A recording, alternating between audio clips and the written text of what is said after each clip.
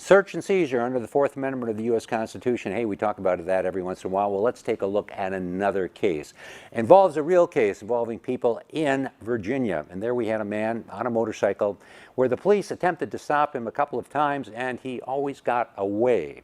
Well, as it turns out, that motorcycle he was riding was stolen. And lo and behold, well, he posted a picture on Facebook showing the motorcycle parked at his girlfriend's residence.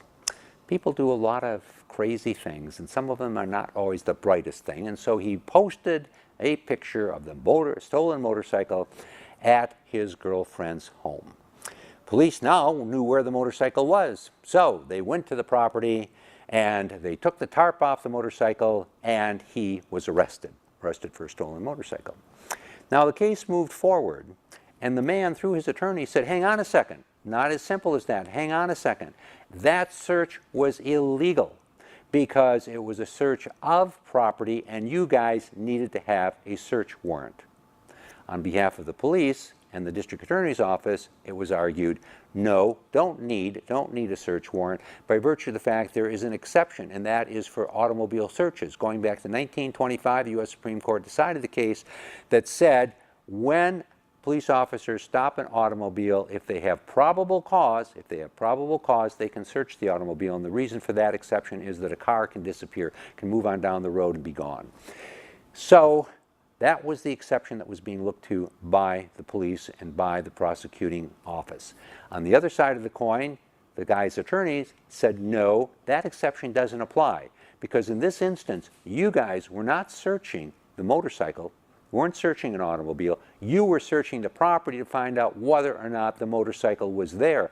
Therefore, it was searching a private residence, and you guys did not have a search warrant. You needed a search warrant. Well, those were the two arguments, and these arguments went forward, went up on appeal, and eventually got to the U.S. Supreme Court, and you may have heard about this.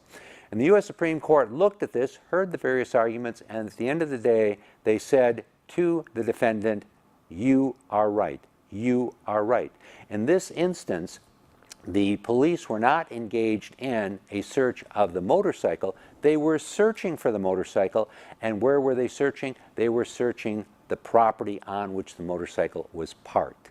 And since they were searching the property, they needed to have a search warrant. Since they did not have a search warrant, the efforts of their search, the fact they found that motorcycle there, cannot be admitted, and it will not go forward because it was an unconstitutional search. Okay, we bring you this case, you bring in cases every week so you understand how the law works. I'm David Allen.